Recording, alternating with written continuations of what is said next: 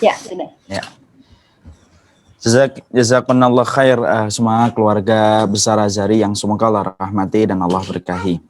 Alhamdulillah pada kesempatan hari ini akhirnya kita berjumpa walaupun secara virtual. Kalau tidak salah memang kita belum bertemu secara offline dan belum bertemu secara real di kehidupan nyata, tetapi alhamdulillah pada kesempatan hari ini Allah mempertemukan kita pada taman-taman surga. Semoga Allah merahmati kita dan memberkahi setiap perjumpaan kita. Sebentar nih, ada anak saya di bawah. Basam. Basam. Basam. Salam. Ya sini. Ya sama ini. Sama sana. Beli susu dulu ya. Beli susu dulu. Nanti kesini lagi ya. Afan. Innalhamdulillah wassalatu wassalamu ala rasulillah wa ala alihi wa sahbihi wa man tabi'ahum bi ihsan ila yaumil qiyamah. Karena sesungguhnya dengan kita bersyukur kepada Allah yang kita harapkan semoga kita senantiasa mendapatkan pertolongan dari Allah Subhanahu wa taala. Kita mengerti betul bahwasanya kehidupan ini tidak mudah. Tetapi kehidupan ini layaknya bagaikan bunga yang di dalamnya ada durinya, bagaikan lautan yang tenang yang di dalamnya ada karang-karang yang begitu tajam dan gelombang yang tinggi. Dan kalaulah bukan karena pertolongan Allah yang Allah berikan pada kehidupan kita, tentunya kita akan terhempas dan tentunya kita akan porak-poranda kalau kita tidak mendapatkan pertolongan dari Allah. Yang kita harapkan dalam kehidupan ini adalah rahmatnya, dan rahmat itu merupakan bagian dari pertolongan Allah. Seringkah kita melihat ada orang yang mereka memiliki gaji pas-pasan, tetapi yang satu frustasi, yang satu tetap dalam kondisi tenang dan bahagia. Kenapa? Padahal yang didapatkan sama, anaknya juga sama dua, tetapi yang satu tenang, yang satu dalam kondisi frustasi. Itu tidak lain dan tidak bukan yang tenang itu karena mendapatkan pertolongan Allah. Adapun yang tidak tenang itu karena dia tidak mendapatkan pertolongan Allah. Sering pula kita jumpai ada banyak orang kaya yang satu frustasi dan depresi, walaupun dia bergelimang dengan hartanya dan finansialnya, tidaklah dia tidur kecuali kesulitan sampai akhirnya meminum obat pil tidurnya sampai dia bisa tidur. Yang satu ada orang kaya tenang dengan apa yang dia dapatkan dan selalu mendermakan harta terbaiknya di jalan Allah. Kenapa kok bisa beda? Padahal finansialnya sama, mungkin rumahnya juga sama, merek mobilnya juga sama, tempat kerjanya juga sama. Tapi kenapa kualitas hati mereka bisa sangat berbeda? Maka para ulama menyampaikan yang membedakan itu simpel dan sederhana. Karena yang satu mendapatkan pertolongan Allah dan yang satunya tidak mendapatkan pertolongan Allah. Nah inilah yang menjadikan kita senantiasa bersyukur. Karena sesungguhnya dengan kita bersyukur, maka syukur itu merupakan sebuah anak tangga supaya kita mendapatkan pertolongan Allah dalam kehidupan kita. Pertolongan itu tidak selalu identik dengan harta, pertolongan itu tidak selalu identik dengan finansial, tapi pertolongan itu adalah identik dengan kelapangan hati dan kelapangan jiwa yang Allah lapangkan kepada hamba yang Allah kehendaki. Itulah yang dimaksudkan pada surat yang pertama, pada surat Al-Insyirah ayat yang pertama, Alam nasyrah laka sadrak, bukankah kami yang melapangkan dadamu? Dan inilah yang menjadikan kita terus menumpuk dan terus memupuk rasa syukur kita kepada Allah supaya kita selayaknya menjadi manusia yang mendapatkan pertolongan dari Allah dengan kelapangan hati dalam setiap perkara dalam kehidupan kita. Dan inilah yang menjadikan kita bersyukur karena sesungguhnya nikmat yang Allah berikan begitu banyak, tidak sebanding dengan ujian yang hanyalah seujung kuku. Dan orang yang beriman adalah orang yang tidak pernah kehabisan alasan untuk bersyukur kepada Allah. Bukan bahagia yang menjadikan kita bersyukur, tetapi bersyukurlah pasti kita akan dibahagiakan oleh Allah Subhanahu wa taala. Jamaah, ya, ibu-ibu dan para asatidah keluarga besar Azhari yang semoga Allah rahmati dan Allah berkahi. Kita pada kesempatan hari ini akan mencoba menyampaikan sebuah tema yang sudah dipilih oleh kalangan panitia, yaitu adalah ridho kepada takdir Allah. Tentunya ini merupakan materi yang bukan pantas untuk kita nasihatkan kepada orang. Tetapi sesungguhnya ini merupakan materi yang sesungguhnya paling pantas untuk kita nasihati untuk diri kita masing-masing, terutama untuk saya. Makanya ketika kita akan mengkaji tema ini, sebenarnya kita sedang menasihati diri kita masing-masing Dan semoga ini merupakan materi yang sangat dibutuhkan bagi nutrisi hati kita dan jiwa kita. Dan semoga materi ini bisa menjadikan orang yang menyampaikan mengambil faedah dan ibrah dari apa yang keluar dari lisannya, dan supaya menjadi keberkahan bagi mereka yang mendengarnya, supaya dengan apa yang kita peroleh kita mendapatkan keberkahan ilmu dari apa yang dikatakan Allah dan Rasul-Nya. Sekarang mari kita kaji kajian kita, yaitu adalah ridho kepada takdir Allah. Kita buka dalam muqaddimah. Sebelum kita membahas tentang bagaimana kita ridho kepada takdir Allah, tentunya kita harus paham bahwasanya di antara amalan terbaik manusia itu adalah bagaimana setiap manusia itu adalah ridho kepada takdir. Ini merupakan salah satu amalan terbaik yang harusnya diketahui oleh setiap manusia. Banyak manusia, banyak masyarakat muslim karena awam dan mungkin karena masih jahil, mereka hanya mengerti bahwasanya amalan yang utama itu hanya terletak pada puasa, sedekah, haji, dan umroh. Padahal itu adalah amalan dohir, dan amalan itu bukan hanya satu, bukan hanya amalan dohir, tetapi ada amalan yang kedua yang disebut dengan amalan batin, yang disebut dengan amalan hati. Dan amalan hati itu merupakan salah satu di antara amalan yang besar pahalanya di sisi Allah Subhanahu wa Ta'ala. Amalan dohir itu amalan yang dilakukan dengan tangan, kaki, dan kelihatan oleh kasat mata. Amalan hati itu adalah amalan yang tidak kasat mata. Tidak dilakukan oleh tangan, tidak dilakukan oleh kaki, dan dia tidak mampu dilihat oleh kasat mata dengan panca indera. Karena yang tahu tentang amalan itu adalah mereka yang mengerjakan antara mereka dengan Allah Subhanahu wa Ta'ala. Itulah yang disebut dengan amalan hati. Banyak manusia itu yang terkadang suka memperhatikan amalan dohirnya, tetapi mereka tidak pernah memperhatikan amalan hatinya. Padahal amalan hati ini begitu besar kedudukannya di sisi Allah. Karena amalan hati merupakan salah satu di antara amalan yang sangat Allah sorot dalam kehidupan manusia, dan salah satu amalan yang paling berat ketika ditimbang di dalam timbangan kebaikan kita itu adalah amalan hati kita dan amalan jiwa kita.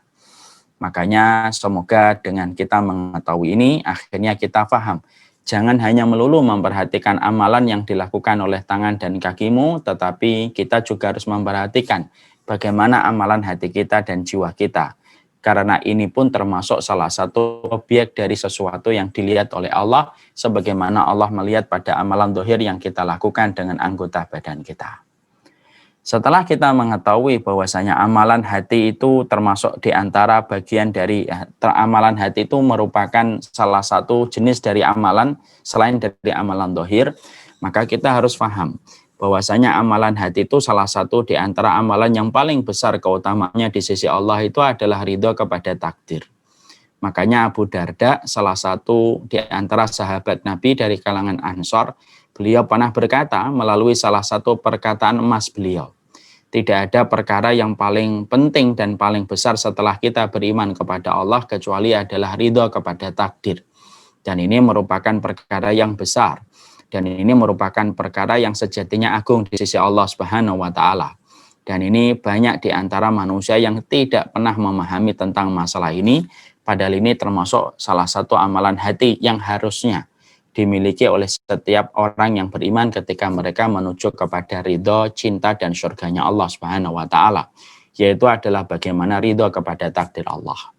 Makanya sekali lagi saya ulang, tidak ada amalan yang paling Allah cintai setelah kemudian kita beriman kepada Allah kecuali adalah bagaimana setiap dari kita ridho kepada takdir Allah, dari apa yang Allah iriskan pada setiap episode kehidupan kita, dan kita ridho kepada irisan takdir yang telah Allah buat pada kehidupan kita. Itulah amalan yang sangat besar di sisi Allah Subhanahu wa Ta'ala, yang mungkin tangan tidak melakukan, kaki tidak mengerjakan, tetapi hati yang ridho kepada takdir, maka dia bisa mengalahkan ribuan ibadah sunnah yang dikerjakan oleh anggota badan kita, karena ridho kepada takdir itu merupakan salah satu hal yang Allah ridhoi. Makanya inilah yang menjadikan kita akhirnya paham.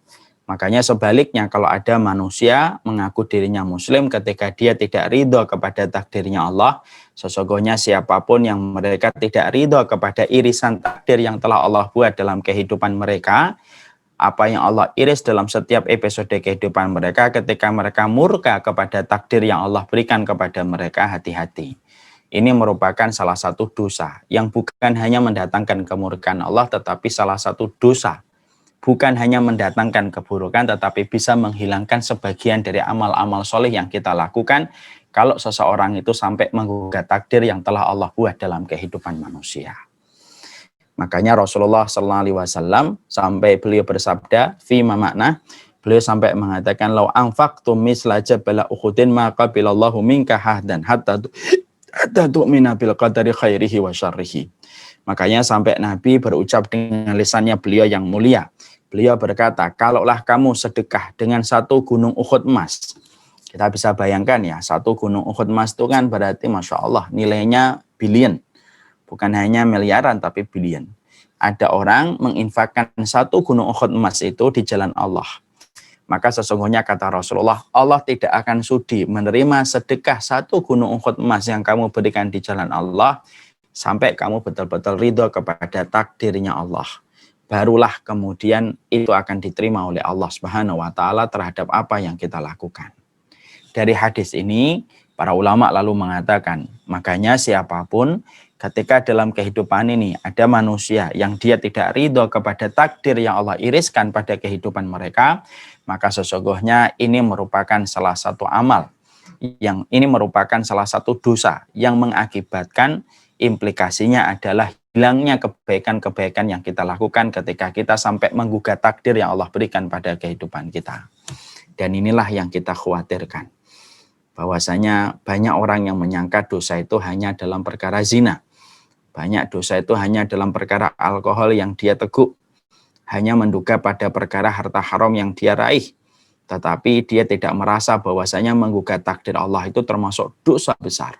Bahkan nilai sedekah satu gunung Uhud emas pun tidak akan diterima sampai dia betul-betul ridho kepada takdirnya Allah. Makanya kadang-kadang kita sedih ya, melihat banyak sekali hari ini konten-konten YouTube yang memperlihatkan banyak para YouTuber sampai menggugat takdir Allah gara-gara dia pernah ditimpa dengan kesulitan, dia berdoa belum dikasih solusi sama Allah, dia menggugat Allah. Banyak kita jumpai di antara circle yang kita kenal ketika mereka baru mendapatkan ujian, mereka langsung menggugat Allah dan lain sebagainya. Maka sesungguhnya ini pun merupakan perkara yang kita harus mengerti. Ini pun dosa. Dosa yang tidak terasa, tetapi akibatnya besar. Bahkan sebagian besar kebaikan kita bisa terhapus ketika seseorang itu tidak berusaha bagaimana mengimani takdir Allah dalam kehidupan sebagai seorang makhluk yang telah Allah ciptakan dalam kehidupan ini. Dan inilah menjadikan kita memahami sesungguhnya ridho kepada takdir yang Allah gariskan dalam kehidupan kita itu merupakan sebuah kepastian dan sebuah keniscayaan. Dia bukan anjuran, dia bukan opsional yang selayaknya dipilih, tetapi betul-betul harus dilakukan supaya seseorang itu mendapatkan kedudukan istimewa di sisi Allah ketika dia ridho kepada setiap irisan takdir yang Allah buat dalam kehidupan. Makanya kita jumpai perkataan dari apa yang pernah disampaikan oleh Ibnu Umar. Ibnu Umar itu bersabda, Ibnu Umar berkata, barang siapa yang meninggal dunia dalam kondisi dia berprasangka yang baik sama Allah, bahwasanya seluruh takdir yang dia dapatkan pada kehidupan dia terima, dia ridho, maka dia itu akan masuk surga. Itu kata Ibnu Umar. Karena apa?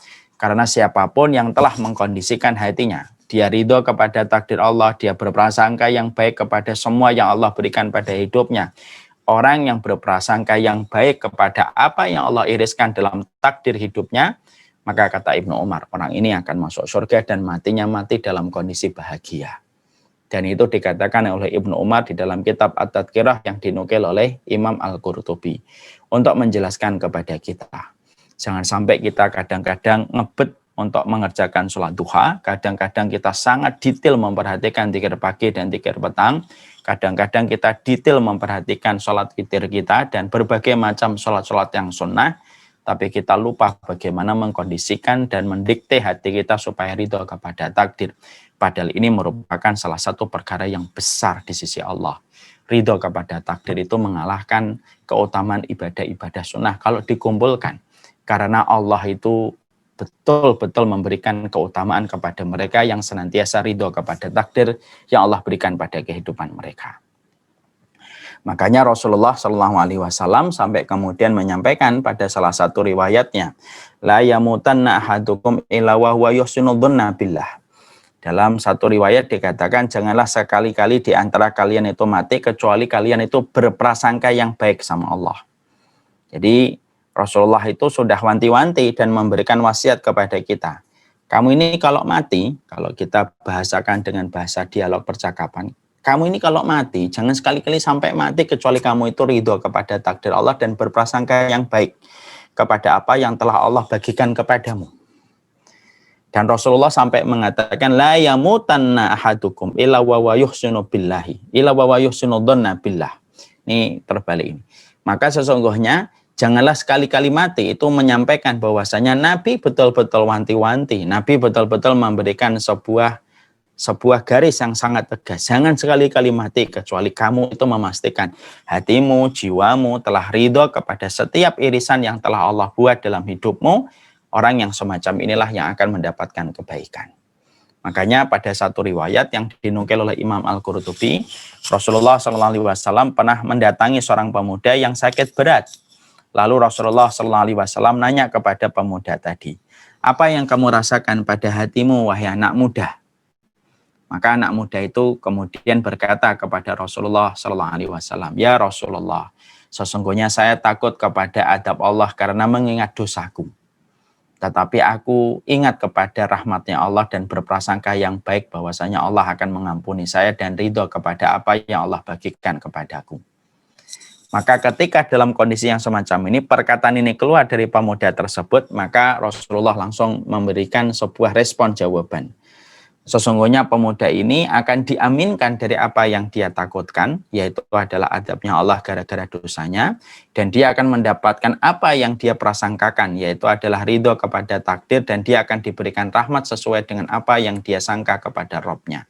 Dan itulah yang menjadikan akhirnya pemuda tersebut mendapatkan kematian yang baik, karena dia selalu berprasangka yang baik kepada Allah sebelum dia meregang nyawa dan sebelum roh berpisah dari jasadnya. Maka inilah yang menjadikan kita semakin mengerti bahwasanya ridho kepada takdir itu bukan perkara recehan. Ridho kepada takdir apapun itu yang Allah berikan, maka sesungguhnya itu merupakan sebuah kewajiban yang harus dilakukan oleh hati. Sebagaimana kewajiban yang kita lakukan pada harta untuk kita sedekahkan di jalan yang terbaik. Nah, setelah kita mengetahui bahwasanya ini merupakan salah satu amalan yang besar, maka kemudian pertanyaan kita adalah, kenapa kita harus ridho kepada takdir Allah? Kenapa kita harus ridho, Ustaz? Di tengah berbagai macam orang yang hari ini banyak menggugat Allah. Banyak orang yang mencela takdir dan setiap ketentuan dan setiap kejadian yang telah ditetapkan oleh Allah. Ketika banyak orang yang sudah merasa bahwasanya Allah zalim pada kehidupan mereka. Dan ternyata kita hari ini belajar bagaimana kita menundukkan hati kita, menundukkan jiwa kita supaya ridho. Pertanyaan kita, kenapa kita harus ridho kepada takdir Allah? Maka kemudian setidaknya ada 5 poin yang menjadikan kita harus mengerti kenapa kita harus ridho kepada takdir Allah. Ridho kepada apa yang Allah berikan tentang suami kita, istri kita, anak kita, harta kita, penyakit kita, kesehatan kita, dan seluruh liku-liku kehidupan kita, maka kita harus ridho. Karena itu merupakan bagian dari ketetapan yang telah Allah takdirkan dan Allah iriskan pada kehidupan kita. Nah, pertanyaan kita, kenapa kita harus ridho kepada takdir Allah itu semuanya, Ustaz? Maka ada 5 perkara untuk menjawab bagaimana kenapa kita harus ridho kepada takdir Allah yang Allah iriskan dalam kehidupan kita. Yang pertama, karena sesungguhnya takdir Allah itu tidak pernah salah dan takdir Allah itu tidak pernah khilaf. Ya, karena Allah itu mensifati dirinya dengan kata Al-Alim, dengan sifat Al-Alim. Allah itu Maha Tahu. Ketika Allah itu mensifati dirinya itu dengan Maha Tahu dan Maha Mengetahui, berarti tidak ada yang salah dalam takdirnya Allah. Yang salah itu bukan takdirnya Allah, tetapi yang salah itu adalah kita ketika kita tidak mampu membaca takdir Allah itu dengan pandangan yang baik. Karena takdir Allah itu tidak pernah salah. Makanya kalau ada yang mengatakan, takdir Allah ini salah. Takdir Allah ini tidak cocok untuk saya. Takdir Allah ini tidak tepat untuk saya dan keluarga saya. Pertanyaan saya balik dengan sederhana. Kalau kamu termasuk orang yang mengatakan bahwasanya takdir Allah itu adalah salah, bahwasanya takdir Allah itu khilaf, Terus siapa yang tidak salah kalau Allah itu sudah kita salahkan dalam setiap irisan yang telah kita beri, yang Allah berikan pada kehidupan kita? Bukankah kita memahami dalam logika dan rasionalitas, orang itu kalau semakin dia pakar, semakin dia expert dalam satu bidang tertentu, maka semakin meminimalisir kesalahan dan error margin yang kemudian dia lakukan. Kalau dia semakin expert pada satu bidang, kalau kemudian kita memahami dengan logika kita, dengan rasionalitas kita, bahwasanya orang itu kalau expert pada sesuatu, maka akan meminimalisir semua kesalahan, akan meminimalisir kesalahan dan error yang terjadi kalau dia expert pada bidang tertentu. Allah itu bukan hanya expert, Allah itu adalah maha alim, Allah itu maha tahu, dan Allah itu maha ilmu. Dan salah satu konsekuensi dalam maha ilmunya Allah itu apa? Salah satu dari konsekuensi maha ilmunya Allah bahwasanya apa yang Allah takdirkan dalam kehidupan kita itu tidak pernah salah. Yang salah itu kita ketika kita melakukan perbuatan yang buruk, dan perbuatan yang buruk biasanya mengundang keburukan yang datang dalam kehidupan kita. Tapi takdirnya Allah itu tidak pernah salah. Dan takdirnya Allah itu selalu berisi dengan kasih sayang. Sebagaimana takdir Allah tidak pernah sepi dari ilmu yang Allah iringi dalam setiap Allah memberikan kepada kita kebaikan. Takdir Allah itu tidak pernah salah. Ya. Makanya kalau kemudian kita, ini termasuk akidah ini termasuk tauhid. Makanya ketika seseorang itu mulai bertanya, kenapa kita harus ridho kepada takdir Allah? Karena takdir Allah tidak pernah salah. Takdir Allah tidak pernah khilaf. Semua yang Allah takdirkan dalam kehidupan ini tepat sesuai dengan apa yang Allah iriskan, dan Allah tidak pernah menzalimi kehidupan manusia. Dan ingat, Allah itu ketika menetapkan takdir pada kehidupan manusia, maka sesungguhnya sayangnya Allah kepada manusia itu lebih besar daripada sayangnya seorang ibu kepada anak. Kalau seorang ibu kepada anak sangatlah besar kasih sayangnya, dan dia ketika memberikan ilmu atau memberikan satu informasi kepada anaknya, dia ingin memberikan yang terbaik kepada anaknya, padahal itu baru sebatas ibu, kapasitas ibu kepada anak, apalagi Allah kepada seorang hamba.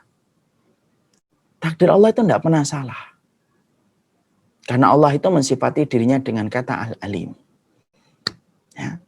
Makanya kalau ada orang kok sampai menggugat takdir, berarti dia belum kenal dengan Allah, dia belum mengetahui tentang sifatnya Allah. Karena sesungguhnya semakin kita mengetahui Allah itu sempurna dalam sifatnya, disitulah kita mengetahui betapa takdir Allah itu tidak pernah meleset dalam kehidupan manusia, dan takdir Allah itu tidak pernah salah dalam kehidupan manusia. Makanya Allah menyampaikan wa annallaha laisa bidzallamin lil abid. Allah itu tidak pernah zalim kepada hambanya sampai mengakibatkan ada takdir Allah yang salah pada kehidupan manusia. Tidak mungkin itu terjadi, dan itu mustahil dilakukan oleh Allah. Ketika Allah telah mensifati dirinya dengan Al-Alim, maha mengetahui, Ar-Rahim, maha penyayang, As-Sami, yang maha mendengar, Al-Basir, yang maha mengetahui, maha melihat. Semua kesempurnaan ini jadilah takdir yang Allah berikan kepada manusia, dan itu tidak mungkin salah. Ya. Makanya Ali bin Abi Thalib lalu mengatakan kepada kita, pilihan Allah itu selalu lebih baik daripada pilihan manusia. Pilihan Allah itu selalu lebih baik daripada pilihan manusia. Karena pilihan manusia itu terkadang salah, tapi pilihan Allah itu tidak pernah salah. Cuma manusia itu terkadang terburu-buru, manusia itu terkadang maunya dapat secara instan, maka kondisi terburu-buru dan maunya instan itulah yang menjadikan dia akhirnya salah memahami takdir Allah. Lalu mengatakan bahwasanya takdir Allah itu begini dan takdir Allah itu begitu. Disebabkan apa? Karena dia tidak sabar untuk menunggu akhir dari takdir itu, ketika takdir itu membawa sesuatu yang baik pada hidupnya. Karena takdir Allah, sekali lagi, takdir Allah itu tidak pernah salah. Ya, makanya kalau ada orang yang hari ini sedang mendapatkan takdir yang pahit gitu ya, lalu berkata, takdir Allah, takdir saya kok begini ya? Jangan buru-buru menyalahkan Allah. Berapa banyak sesuatu yang kita sangka buruk tetapi ujungnya itu baik. Ya, berapa banyak takdir yang kita sangka salah, ternyata ujungnya itu manis untuk kita. Sebaliknya, berapa banyak takdir yang kita sangka itu adalah manis, tetapi bisa jadi itu buruk untuk kita. Makanya kalau kita mendapati satu takdir, kok sampai kita merasa takdir ini kok salah, tunggu aja. Pasti ujung dari takdir itu kalau kita ridho kepada apa yang Allah iriskan pada kehidupan kita, ujungnya itu manis. Sering sekali saya membuat sebuah permisalan yang sederhana. Berapa banyak makanan-makanan yang gurih ujungnya buruk untuk kesehatan kita. Padahal makanan itu kita senangi. Kita senang santan, kita senang jeroan, kita senang makanan-makanan yang berminyak. Tapi walaupun makanan itu disukai oleh lidah kita, tapi ujung dari makanan itu buruk untuk kesehatan kita di masa tua. Tapi berapa banyak makanan-makanan yang kita sangka pahit, hambar, tidak ada rasanya, tidak ada gurihnya, pahit. Tapi justru makanan itu bisa jadi baik untuk kesehatan kita di masa tua. Itu analogi.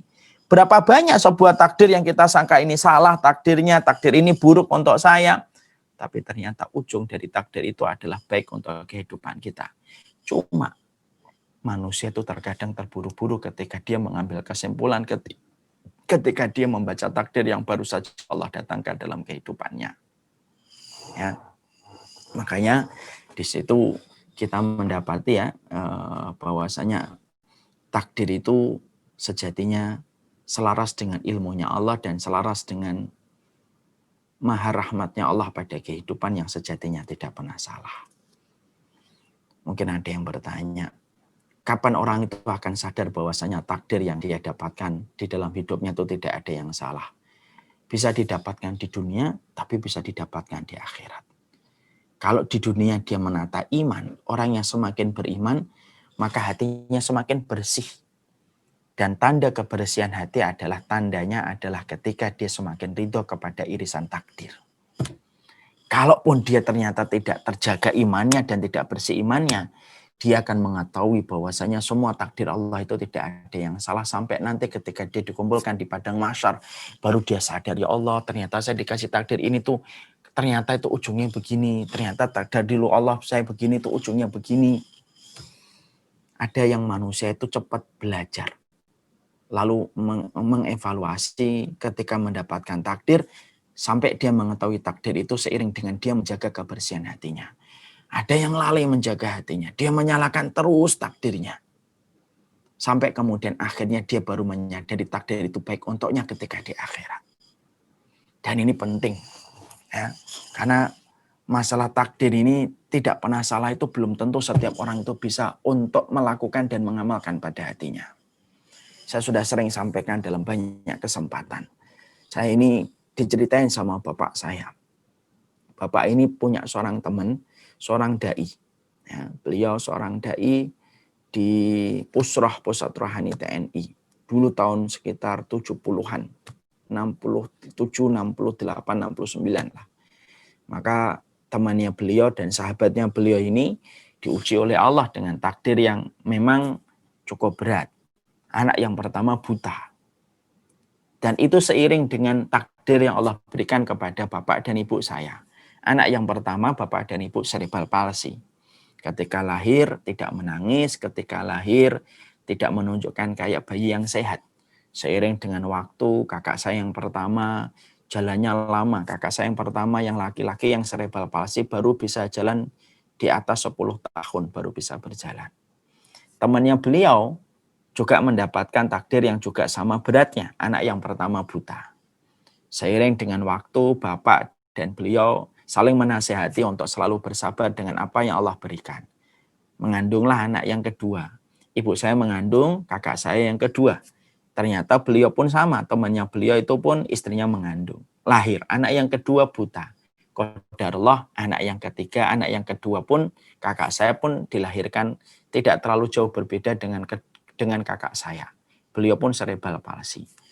Dua anaknya bapak cerebral palsy, dua anaknya temannya bapak dalam kondisi buta. Lalu kemudian yang ketiga, lahirlah saya. Kemudian ketika beliau melihatnya ketika lahir sangat berbeda dengan kedua kakak saya ketika lahir. Beda dengan temannya beliau. Ternyata temannya beliau istrinya melahirkan anak yang ketiga. Anak yang ketiga pun buta. Kemudian yang keempat pun buta. Dan ketika dia mendapati 4 anaknya itu buta, dia sudah mulai tidak percaya dengan Allah. Padahal beliau adalah seorang kiai, seorang dai di angkatan. Lalu dia tidak mulai melaksanakan sholat, dia memperlihatkan kalau puasa Ramadan dia makan, Dan secara demonstratif dia memperlihatkan bahwasanya dia itu seakan-akan sudah tidak lagi beragama pada Islam karena kekecewaan berat yang dia dapatkan ketika dia susah untuk memahami kenapa dia ditakdirkan memiliki 4 anak dalam kondisi buta semuanya. Nah, sempat kata bapak saya cerita, sempat saya nasihati, tidak apa-apa, buta tak normal. Nah, saya malah cerebral palsy. Tapi ternyata pada saat itu nasihat tidak lagi masuk ke telinganya beliau. Dan beliau ternyata bukan hanya dalam kondisi kecewa ketika menghadapi takdir itu, bahkan beliau mendatangi beberapa komunitas yang beliau ajari dan beliau itu berkata, kalian itu kalau berdoa kepada siapa? Allah. Tidak ada Allah itu. Saya minta anak satu yang normal dalam kondisi tidak buta pun tidak dikasih oleh Allah. Berarti Allah itu tidak ada. Dan beliau dalam kondisi semacam itu sampai beliau itu meninggal dunia. Nah, inilah yang kita khawatirkan. Kalau kita tidak memahami poin yang pertama, berapa banyak takdir yang kita akan salahkan. Lalu merasa bahwasanya kita lebih tahu takdir daripada Allah yang menciptakan kita. Lalu kita menyalahkan takdirnya begini, takdirnya begitu. Yang akhirnya menyebabkan banyaknya keruwetan dan kerumitan pada kehidupan kita, yaitu ketika disebabkan kita tidak mempercayai salah satu poin yang penting dalam kehidupan iman kita. Takdir Allah itu tidak pernah salah. Ya kan? Berapa banyak seorang suami menyesali takdir istrinya, berapa banyak seorang istri menyesali tentang suaminya bahwasanya itu adalah takdir yang salah, berapa banyak orang tua yang menyesali bahwasanya anak itu takdirnya yang salah gitu. Kalau kemudian kita sebagai makhluk sudah merasa lebih tahu daripada Allah ketika Allah telah mengetahui semua perkara yang nampak dan tidak nampak pada kehidupan setiap makhluknya, lalu kita masih salahkan takdirnya, simple. Kita akan membalikkan sebuah pernyataan. Lalu siapa yang tidak salah kalau Allah sudah kita salahkan dalam kehidupan apa yang Allah iriskan dalam kehidupan kita?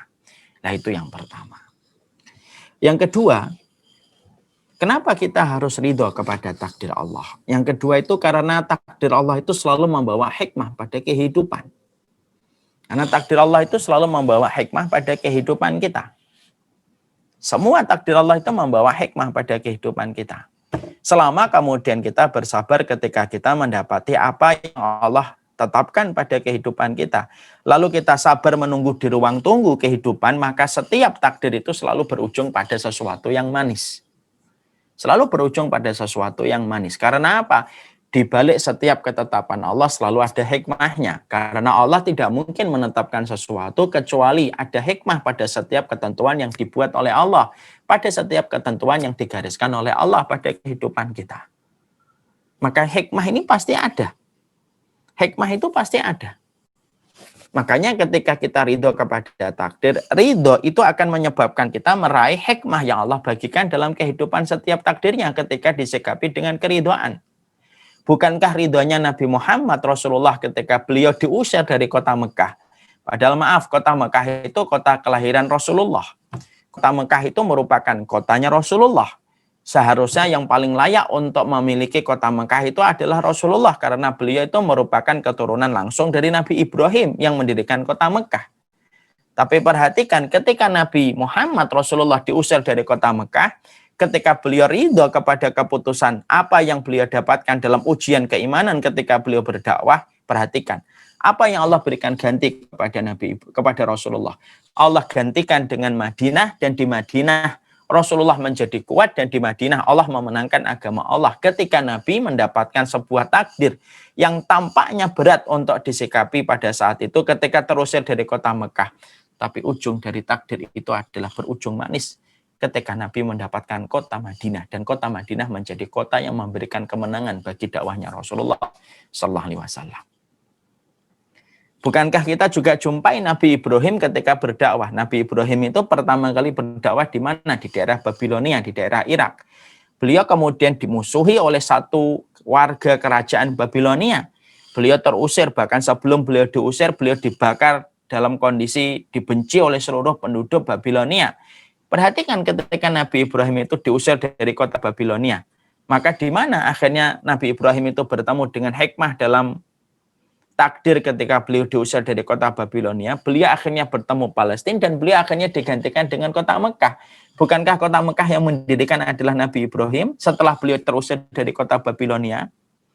Apa yang kita peroleh dari dua kisah para nabi ini? Setiap kejadian, setiap takdir itu ketika kita diperintahkan ridho, karena ujung dari sebuah keridhaan kepada takdir itu selalu ada hikmah yang tak terduga dalam kehidupan kita. Selalu ada hikmah yang tak terduga pada kehidupan kita. Yang itu yang menjadikan akhirnya setiap manusia ketika mereka mau bersabar untuk menunggu ketetapan dalam ruang tunggu kehidupan, Allah akan memberikan takdir yang terbaik.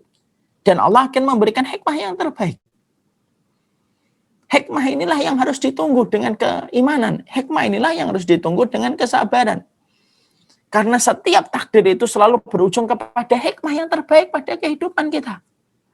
Makanya Rasulullah SAW ketika beliau diusir dari kota Taif, lihat bagaimana ridhonya Nabi dengan ketentuan Allah ketika beliau terusir dari kota Taif. Ketika beliau terusir dari kota Taif, dilempari dengan kerikil, padahal beliau seorang Nabi, beliau seorang Rasul. Tapi beliau ketika terusir dari kota Taif, dilempari dengan kerikil, dilempari kemudian dengan batu, sampai malaikat menawarkan, apa aku siksa ya Rasulullah SAW mereka itu, aku gantungkan mereka dan aku siksa mereka. Maka pada saat itu apa yang terjadi? Rasulullah kemudian berprasangka, semoga dari mereka keturunannya ada yang beriman kepadaku. Dan ternyata betul, kota Taif setelah ini, kota Taif hari ini menjadi kota yang beriman kepada Rasulullah, walaupun nenek moyang mereka dulunya adalah kufur kepada Rasulullah Sallallahu Alaihi Wasallam. Selalu ada sesuatu yang manis, selalu ada sesuatu yang manis pada setiap ketentuan dalam irisan takdir yang Allah berikan dalam kehidupan manusia. Makanya hikmah ini harus ditunggu. Makanya setiap takdir itu selalu ada kebaikan. Ya. Makanya saya teringat kepada salah satu hal yang pernah disampaikan di dalam salah satu perkara tentang sebuah kisah nyata ya. Ada sebuah kisah nyata tentang seseorang yang beliau itu kerja di sebuah kantor bank. Ketika beliau kerja di kantor bank, tiba-tiba beliau difitnah sama teman rekan kantornya. Nah, yaitu beliau kemudian dipecat, akhirnya beliau dipecat oleh kemudian atasannya. Ketika beliau dipecat, beliau merasa bingung gitu. Beliau punya tabungan tapi tidak terlalu banyak gitu. Sempat linglung beliau gitu.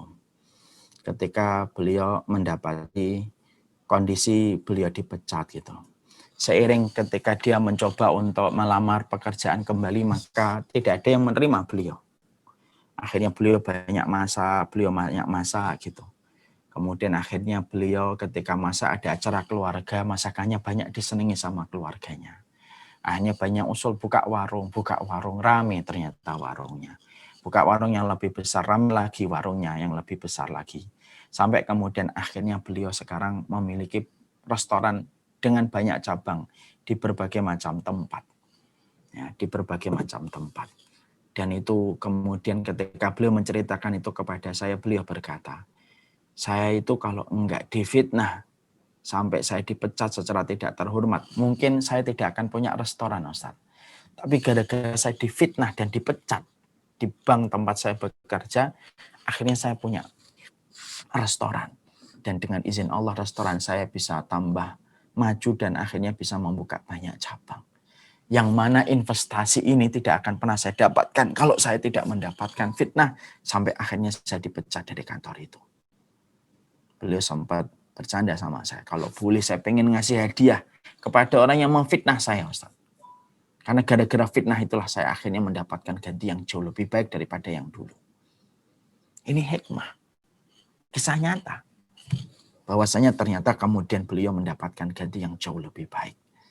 Kita juga pernah mendapati sebuah kisah nyata yang berjudul Fihi Khair. Fihi Khair itu artinya semua itu ada kebaikannya. Ya, semua itu ada kebaikannya. Bagaimana ada Fihi Khair itu? Fihi Khair itu begini. Ada satu raja ketika pada satu pagi dia mengupas mangga. Lalu kemudian kena jempolnya dan jempolnya mau putus. Ketika dia kesakitan, ada Perdana Menterinya yang solih dan taat kepada Allah. Lalu dia curhat kepada Perdana Menterinya. Jempol saya mau putus gara-gara saya kena dengan pisau ketika ngupas buah. Perdana Menterinya berkata, tidak apa-apa. Fihi khair. Insya Allah di dalamnya ada kebaikan. Sang raja marah. Bagaimana kamu bisa mengatakan jempolku yang mau putus ini ada kebaikannya? Jempolku ini terluka, berdarah-darah malah kamu mengatakan ada kebaikannya. Karena sang raja marah, dipecat Perdana Menterinya, dijebloskan ke penjara. Beberapa hari kemudian ketika agak membaik, walaupun masih basah, luka pada jempolnya, dia berburu karena kesukaannya berburu. Biasanya sama Perdana Menterinya. Tapi Perdana Menterinya pada saat itu karena sudah dipecat, dimasukkan penjara, dia akhirnya berburu sama beberapa tentara. Tanpa mereka menyadari, mereka jauh keluar dari batas kerajaan karena saking asyiknya mereka berburu, sampai akhirnya mereka ditangkap oleh satu suku di luar kerajaan. Suku ini suku animisme yang masih memberikan tradisi kanibal, memberikan tradisi tumbal kepada dewa yang mereka sembah. Pas seluruh kelompok dalam rombongan berburu itu dibunuh semuanya, yang disisakan satu. Yang disisakan satu, sang raja. Sang raja masih dihidupkan oleh Allah. Sang raja masih dihidupkan oleh suku tersebut. Dibawa mereka ke pedalaman di tengah suku-suku itu. Lalu ketika di pedalaman, ketika sudah dibawa ke suku tersebut, maka akan dijadikan tumbal. Nah, karena penampilannya paling menarik, fisiknya paling sehat, pakaiannya paling bagus, akhirnya dipilih untuk dijadikan tumbal. Tentara-tentara yang lain dibunuh. Ketika kemudian dia dijadikan tumbal, tinggal menunggu satu, yaitu sang dukun. Sang dukun itu akan memeriksa tumbal itu apakah layak dijadikan tumbal ataukah ditolak. Dukun keluar, diperiksa dari ujung rambut sampai ujung jempol sang raja. Ternyata pandangan sang dukun tertuju kepada tangannya, jempol tangannya sang raja. Jempol tangannya sang raja itu dibuka, ternyata ada luka yang masih basah. Ternyata ada luka yang masih basah. Maka pada saat itu sang dukun berkata, ini tidak cocok dijadikan tumbal karena ada lukanya. Lepaskan aja, ganti tumbal yang lainnya. Wah, sang raja senang ketika dilepaskan, langsung dia balik, langsung ke kerajaannya. Dan yang ditemui pertama kali siapa? Perdana Menterinya. Dilepaskan dari penjaranya dan dia berkata, betul. Ternyata jempol saya mau putus ini ada kebaikannya. Fihi khair. Sang Perdana Menterinya akhirnya tersenyum. Iya, semua itu pasti ada kebaikannya. Semua takdir itu pasti ada kebaikannya. Maka sang raja akhirnya minta maaf. Saya minta maaf ya gara-gara saya marah menjadikan kamu, akhirnya saya penjara. Maka saya minta maaf. Maka Perdana Menterinya berkata, enggak apa-apa. Kamu penjarakan saya pun fihi khair. Di dalamnya juga ada kebaikan. Maka sang raja kaget kembali. Loh, kalau jempol saya mau putus, betul ada kebaikannya. Saya setuju. Karena saya sudah mendapatkan kebaikannya dari jempol saya yang basah luka ini. Tapi kamu saya penjara itu kebaikannya apa? Sang Perdana Menteri tersenyum dan berkata, loh, kalau kamu tidak memenjarakan saya, kamu akan mengajak saya berburu. Dan kalau kamu ngajak saya berburu, maka ketika kamu tidak layak dijadikan tumbal, maka jatuh pilihannya kepada saya. Dan mungkin saya hari ini sudah jadi tumbal kalau saya itu tidak kamu penjarakan. Tapi gara-gara kamu penjarakan saya selamat untuk dijadikan tumbal sebagaimana kamu selamat tidak dijadikan tumbal. Para ulama lalu memberikan sebuah kata yang indah. Fihi khair. Semua takdir itu ada kebaikannya. Dan kebaikan itu pasti kita akan temui. Kalau nggak besok, lusa. Kalau nggak lusa, kemudian pekan depan. Kalau nggak pekan depan, bulan depan. Tapi yang pasti setiap hikmah itu ada dalam setiap takdirnya Allah. Ada seorang ikhwan, ada seorang laki-laki ketika mau nikah, sudah direncanakan tinggal menunggu hari H, tiba-tiba kemudian batal. Menyesal, dia sedih. Tapi seiring dengan waktu setelah beberapa tahun, dia baru tahu kenapa dia itu akhirnya dijauhkan oleh Allah dari wanita tersebut. Karena wanita ini ternyata memiliki sesuatu yang tidak cocok dengan sang ikhwan. Ini semuanya itu merupakan bagian dari takdir irisan Allah. Ini irisan takdir Allah yang pasti membawa hikmah. Makanya ridho kepada takdir Allah itu penting. Karena apa? Hikmah tidak akan kita dapatkan kalau kemudian kita tidak meridhoi.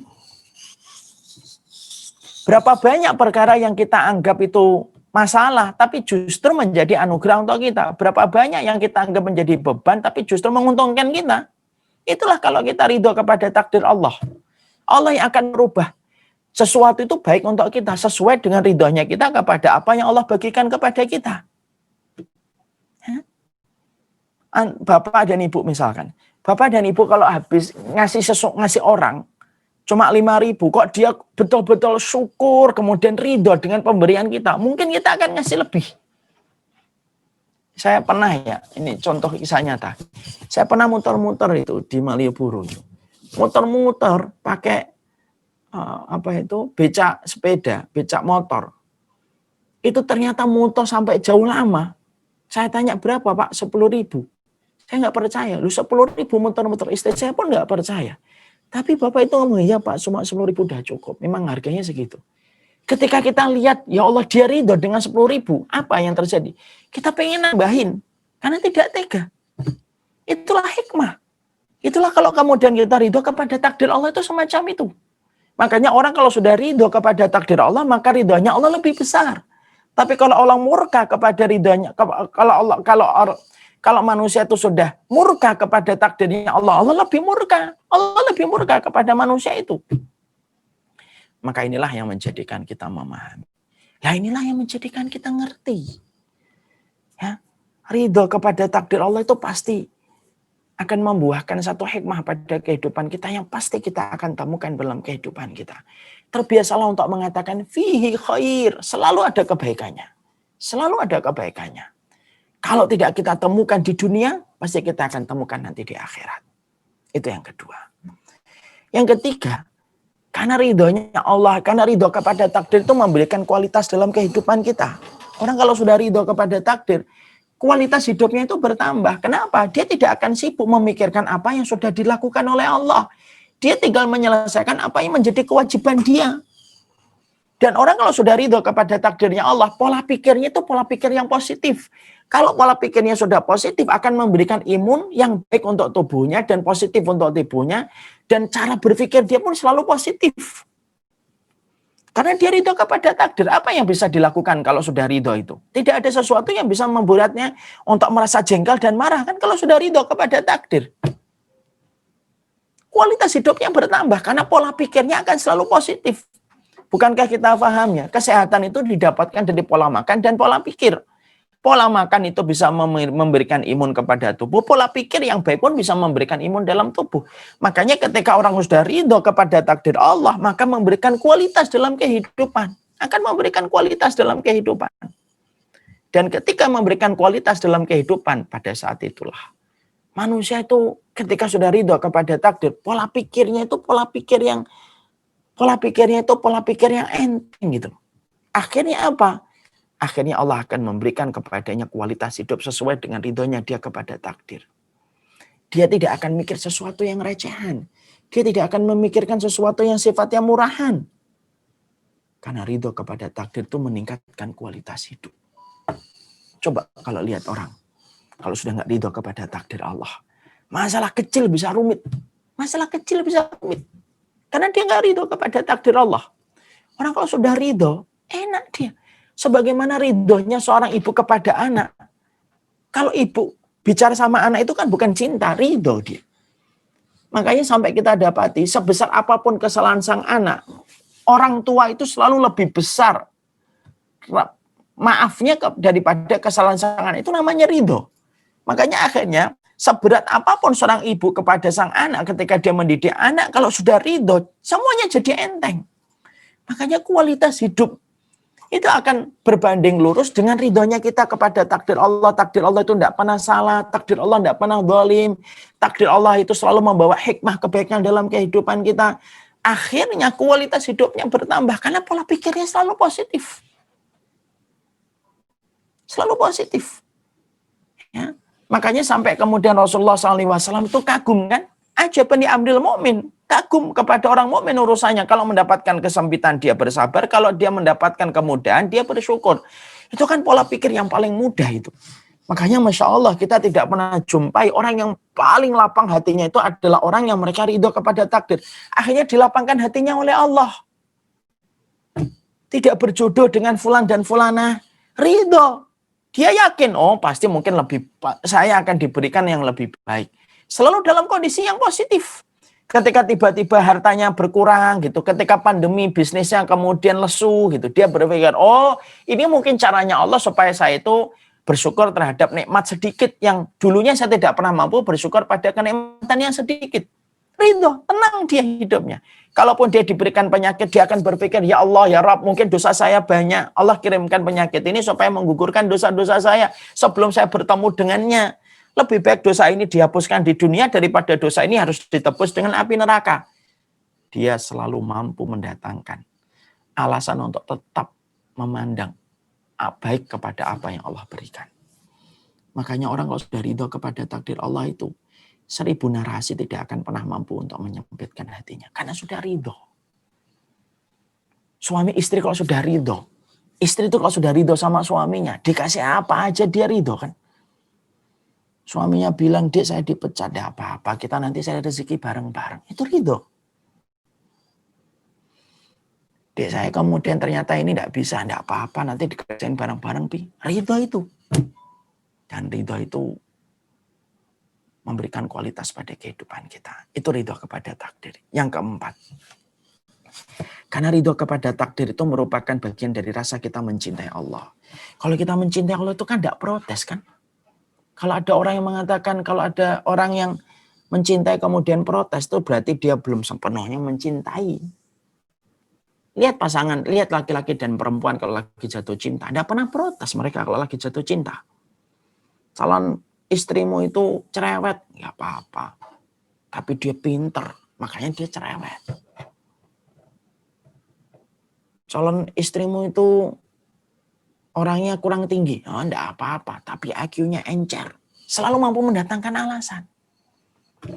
Kalau orang sudah ridho kepada takdir Allah, maka orang kalau sudah ridho kepada takdir Allah itu apa? Itu merupakan konsekuensi logis dari kita mencintai Allah. Itu enggak pernah protes. Oh, kita mencintai Allah kok. Orang yang mencintai itu tidak butuh syarat. Dia tidak perlu syarat yang rumit ketika dia mencintai Allah. Sebagaimana kita melihat apa yang dilakukan oleh Nabi Ayub dan Sa'ad bin Abi Waqqas. Ya. Sa'ad bin Abi Waqqas dan Nabi Ayub itu Masya Allah itu. Saya masih susah, berat betul ini. Tapi ini kita harus sampaikan supaya kita bisa belajar bareng-bareng. Nabi Ayub itu dikasih sakit pada usia 70 tahun. Usia yang tidak lagi muda. Sudah tua. Usianya tidak lagi muda. Dia sudah dalam kondisi tua. Tapi kemudian ketika istrinya Nabi Ayub tuh ngelihat Nabi Ayub suaminya itu kok kelihatannya tenang itu. Walaupun sakitnya tambah berat. Maka istrinya berkata, wahai Ayub, berdoalah semoga kamu itu disembuhkan. Kamu itu kan seorang Nabi. Lihat hati yang sudah jatuh cinta sama Allah. Nabi Ayub tuh mengatakan sesuatu yang mungkin kita tidak akan pernah terfikir. Nabi Ayub berkata, saya sudah dikasih oleh Allah 70 tahun sehat.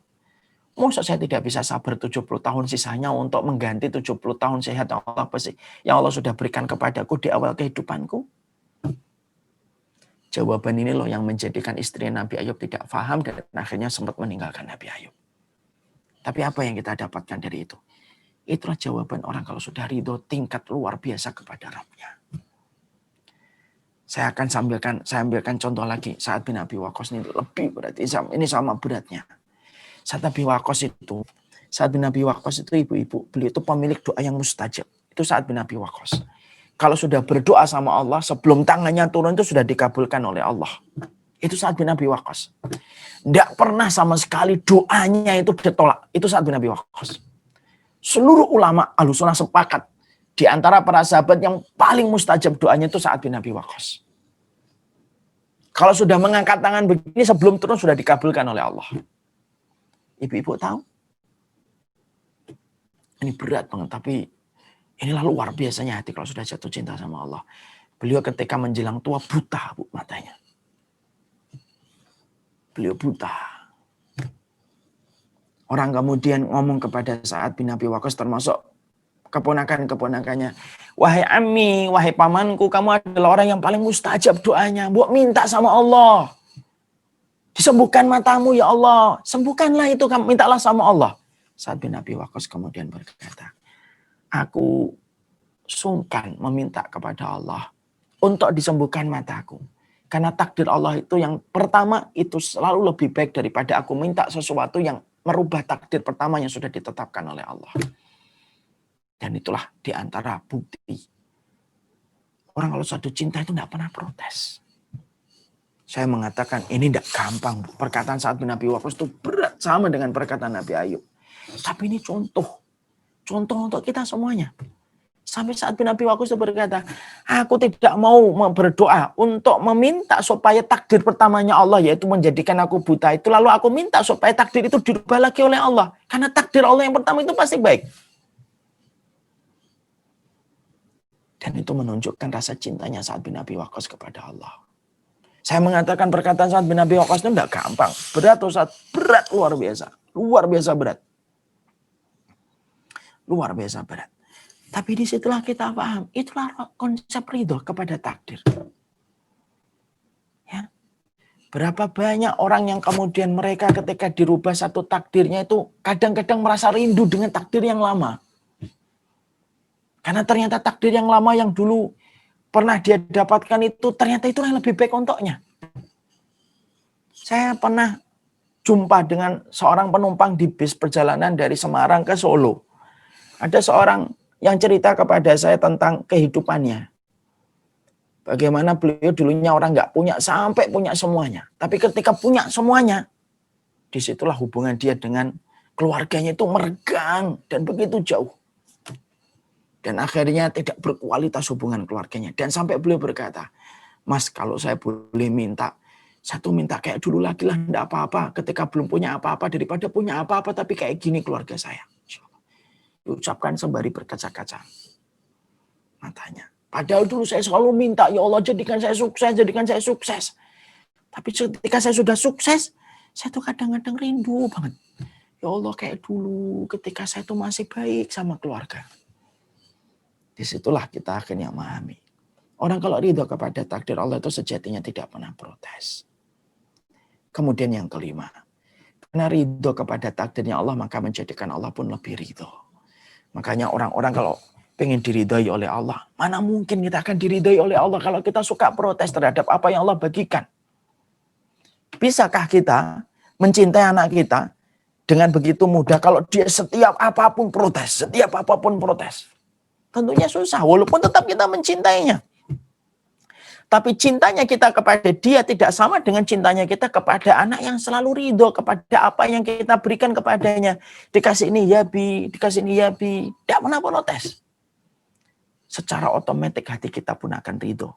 Keridhoan kita terbang bersamanya ketika dia selalu memberikan keridhoan dengan apa yang kita berikan kepadanya. Sesederhana itu kita memahami kenapa kita harus ridho. Lah kalau ente pengen Allah itu ridho kepadamu, bagaimana kamu tidak mengatir keridhoanmu kepada Allah? Dan sekali lagi, gimana sih kok kita tidak ridho? Bukankah Allah tidak pernah salah? Bukankah Allah tidak pernah zalim? Bukankah Allah itu tidak pernah melewatkan hikmah pada setiap kehidupan kita? Dan itulah sejatinya yang kita harus mengerti. Ridho kepada takdir itu luar biasa. Perkara hati yang dipandang sebelah mata, tapi justru efeknya besar pada kehidupan kita. Semoga Allah memberikan keridhaan pada kehidupan kita. Waktu kita sudah berlalu, kita agak cepatkan. Yang terakhir, apa yang kemudian kita harus lakukan? Kalau kemudian kita itu supaya bisa merubah setiap takdir itu menjadi anugerah dan memudahkan kita untuk ridho. Setidaknya ada 6. Ini sebenarnya panjang, tapi ya saya bacakan aja supaya lebih menyingkat waktu. Yang pertama tentunya kita harus berdoa.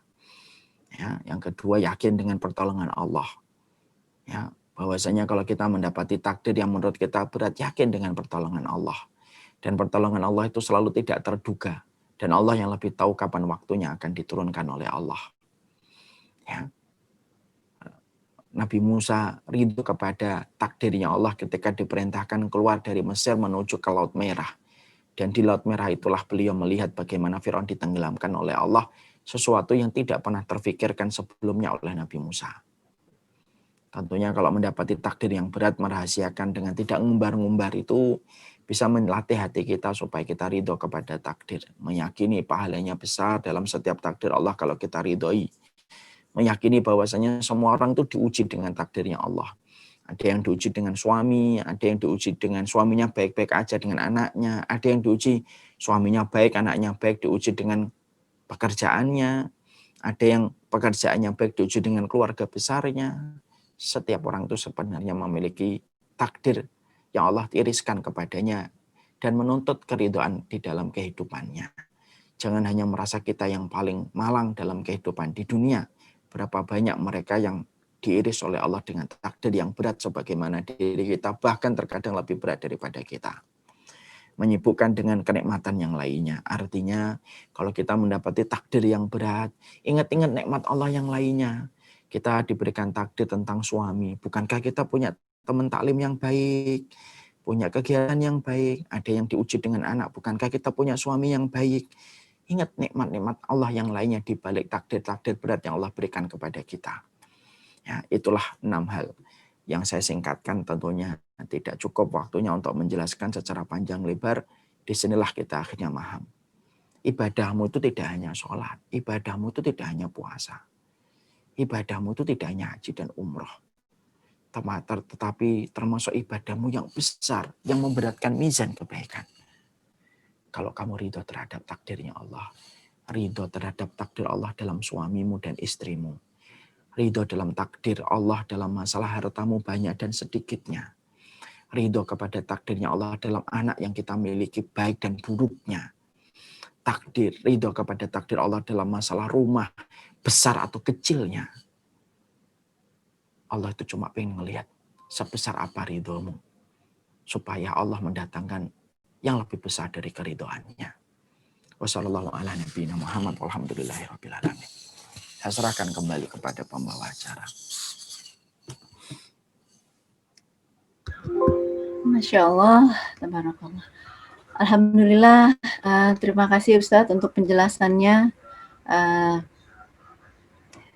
Jadi ditampar ini rasanya sama apa yang Ustadz sampaikan, bahwa kadang-kadang kita merasa kita udah itu, seolah-olah kita merasa apa yang sudah kita lakukan, ibadah-ibadah kita harusnya menjadi baik semua untuk kita. Ketika kita menghadapi satu masalah, kemudian kita kok jadi begini sih Allah, gitu ya, tanpa disadari koknya itu keluar gitu kepada Allah.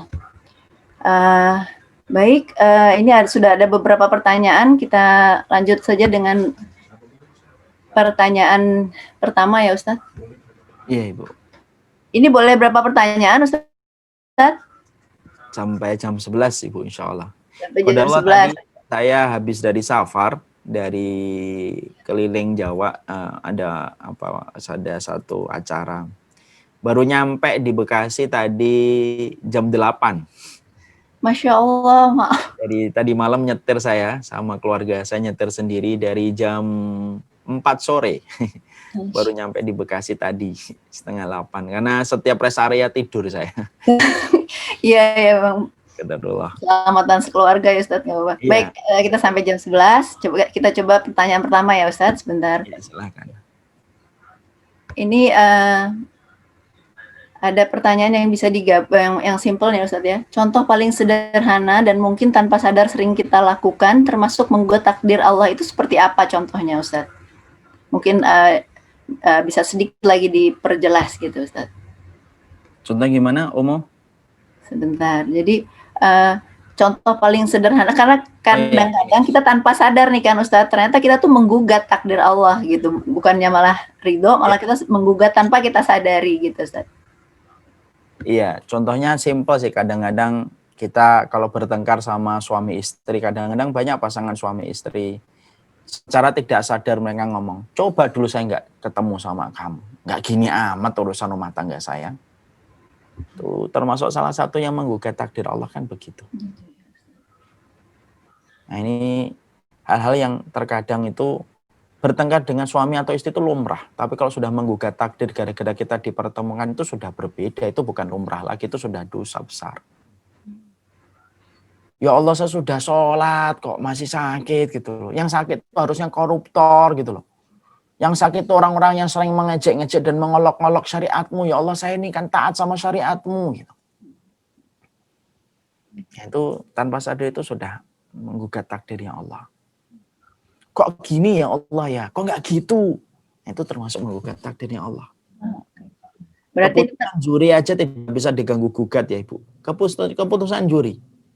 Keputusan juri tidak bisa diganggu-gugat. Kenapa kita menggugat takdirnya Allah yang sejatinya kita beriman takdir Allah itu tidak pernah salah.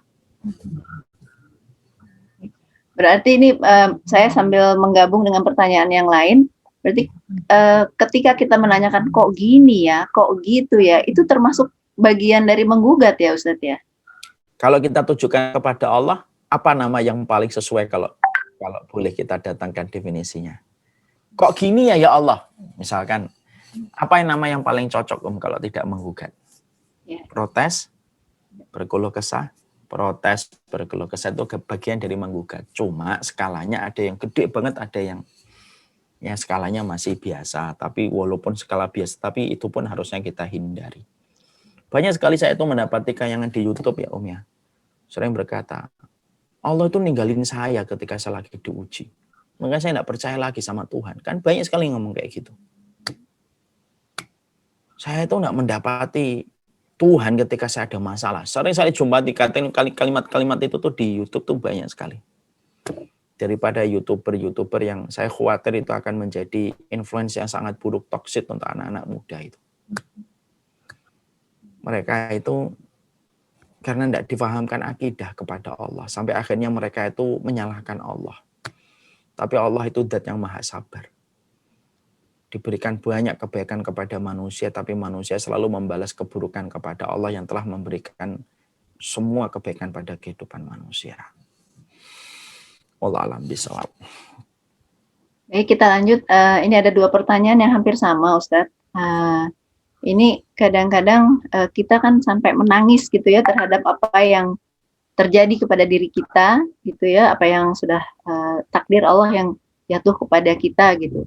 Kemudian kita menangisi kejadian tersebut, atau misalnya ini ada satu ibu yang anaknya Down syndrome, beliau berusaha ikhlas menerima itu, tapi kadang-kadang dalam sholat malamnya, dalam doanya, beliau menitikan air mata juga atas apa yang Allah berikan kepadanya. Itu bagaimana itu Ustaz? Air mata itu bagian dari rahmat Ibu, selama kita tidak mengiringnya dengan kalimat hujatan kepada Allah. Anak Down syndrome itu bukan produk gagal. Apa yang kita sedihkan?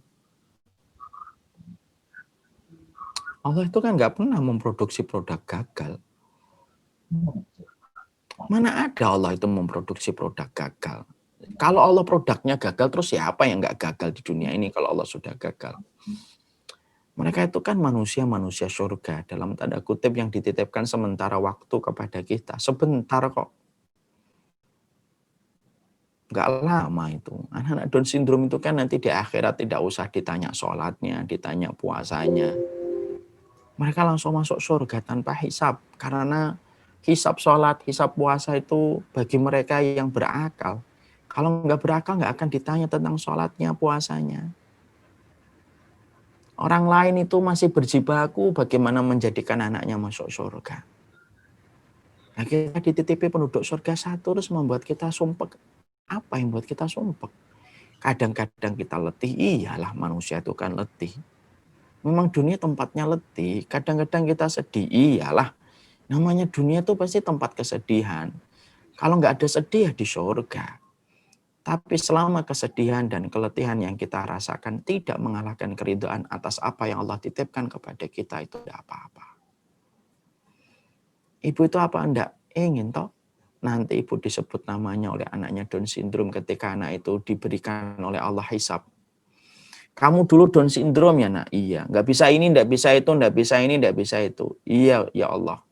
Karena kamu dulu nggak bisa mendapatkan apapun di dunia, aku balas kamu dengan kenikmatan di surga. Anak itu berkata, iya ya Allah. Siapa yang kamu ingat dari orang yang berbuat baik dan merawatmu seumur hidupmu? Ibuku dan bapakku ya Allah. Apa kita tidak senang itu? Diingat sama penduduk surga. Memang sih berat, kita harus mandiin, ya kan? Harus mandiin, harus sabar ketika makan, harus kita nyiapin. Tapi kan mana sih kehidupan dunia nggak letih itu siapa? Orang yang bermaksiat aja letih kok. Orang yang berbuat dosa letih. PSK, WTS itu letih dia. Ketika dia harus datengin laki-laki dan nurutin kemauannya yang macam-macam. PSK aja letih kok. Mana ada hidup di dunia yang nggak letih? Nggak ada yang nggak letih. Ya. Down syndrome itu titipan Allah yang terbaik, Nggak mungkin itu produk gagal. Nggak mungkin. Wallahi nggak mungkin produk gagal. Allah nggak mungkin sama sekali memproduksi produk gagal. Mereka sebentar dititipkan ke kita. Tapi mereka akan ingat kebaikan kita. Insya Allah selama kita ridho dan tulus. Letih, nangis gitu. Nangis itu bagian dari rahmat selama kita tidak menggugat takdirnya Allah. Nangis gak usah ditahan-tahan. Innal uyuna tadma wal quluba tahzan. Wala narda illa biqada'i rabbina. Mata itu punya hak untuk jatuh dalam airnya. Mata itu punya hak untuk meneteskan airnya. Hati punya hak jatuh dalam sedihnya. Tapi jiwa kita tetap ridho kepada takdir yang Allah berikan. Nangis-nangis. Memang haknya mata itu meneteskan airnya. Haknya hati itu gembira dan sedih. Nggak bisa kita pasung. Sedih-sedih aja. Tapi hati dan jiwa tetap ridho kepada takdir Allah. Ya, anak-anak yang luar biasa itu. Allah alam bisawab.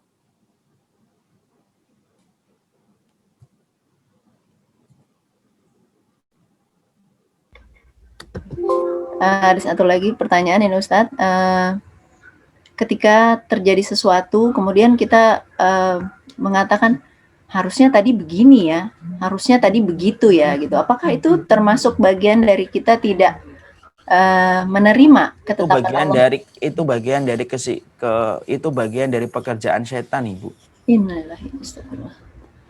Fa inna lau tuftahu amalus syaitan. Kalau kamu mengatakan jikalau saya kemarin begini, jikalau saya kemarin begini, maka itu merupakan amalan setan. Itu merupakan pekerjaan setan. Makanya jangan mengatakan jikalau. Kalau sudah terjadi sudah. Qadarallahu ma yasha. Selesai. Kalaupun itu kita rasakan berat, nikmatin. Di dalamnya ada sebuah pengukuran dosa, di dalamnya ada sebuah kebaikan, di dalamnya Allah pengen ngelihat bagaimana keridhaan kita gitu. Jangan mengatakan jikalau. Jikalau dulu saya tidak bertemu denganmu, jikalau saya tidak bekerja di sini, jikalau harta saya tidak segini, jikalau rumah saya tidak sesempit ini, tidak akan selesai itu. Selesainya nanti sampai disumpal dengan tanah dan akhirnya menjadi penyesalan tiada akhir di akhirat. Allah itu paling murka. Kalau ridho yang Allah sudah terapkan, di dalamnya ada sifat rahmat, kasih sayang, keadilan, kebijaksanaan, lalu digugat dan disalahkan manusia yang sama sekali tidak punya kapasitas untuk menyalahkan. Allah alam bisawab. Baik, terima kasih sudah diingatkan Ustaz. Karena kadang-kadang suka kepikiran sendiri kan, oh harusnya kemarin tuh gini ya, harusnya begitu ya. Nah itu ternyata itu bisikan syaitan ya Ustaz. Iya Ibu, sering sekali kan begitu. Iya. Kita kan pernah dapetin ada salah satu kejadian, ada seorang ustadz muda gitu, boncengin santrinya, terus kemudian tabrakan. Santrinya meninggal, beliau tidak meninggal. Maka beliau stres, padahal beliau termasuk orang yang sudah paham. Itulah pinternya setan. Dia berkata, cobalah saya tidak ngajak dia, cobalah saya nggak naik motor, cobalah kemudian tidak jatuh, cobalah saya tidak ngajar di pondok, cobalah saya dulu tidak mondok, terus kemana-mana. Ujung-ujungnya frustasi dan ujung-ujungnya putus asa. Makanya Rasulullah sudah wanti-wanti, jangan suka mengatakan jikalau. Jikalau itu membuka pekerjaan bagi setan. Berarti ini tadi ada satu lagi pertanyaan mengenai, mungkin tidak jikalau, tapi perasaan, lebih kepada perasaan menyesali gitu Ustadz. Jadi mungkin dia dibesarkan oleh keluarga, budenya, bulenya gitu, tapi tidak sempat bersilaturahim. Kemudian setelah itu mereka tidak ada, tapi tidak juga sempat bersilaturahim kepada keluarga. Menyesali kesalahan untuk mengambil pelajaran ke depan itu wajib, Om. Okay. Bukankah kita kalau bertobat dari kesalahan itu menyesalinya dulu kan? Ya. Menyesali itu bukan menggugat takdir. Okay. Ada orang berzina, terus coba saya tidak berzina. Nah itu menyesali supaya menjadi bagian dari tobat dan nasuha. Karena tobat tidak akan pernah menjadi nasuha sampai kita menyesal. Baik.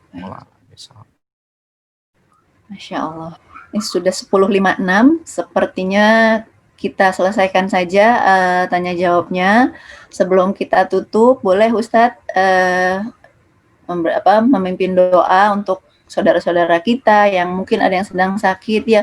Kebetulan harusnya hari ini bukan saya yang jadi MC, Ustadz, teman saya yang sedang kurang enak badan, tapi alhamdulillah beliau masih bisa hadir. Jadi atau mungkin siapapun semua yang sedang kurang enak badan, kurang fit kondisinya, insya Allah dengan doa dari Ustadz, dengan doa kita semua Allah mengijabah doa itu. Tafadhol Ustadz. Ya. Allahumma inna nas'aluka bi anna nasyhadu an la ilaha illa anta al-ahadus samad alladzi lam yalid wa lam yulad wa lam yakul lahu kufuwan ahad.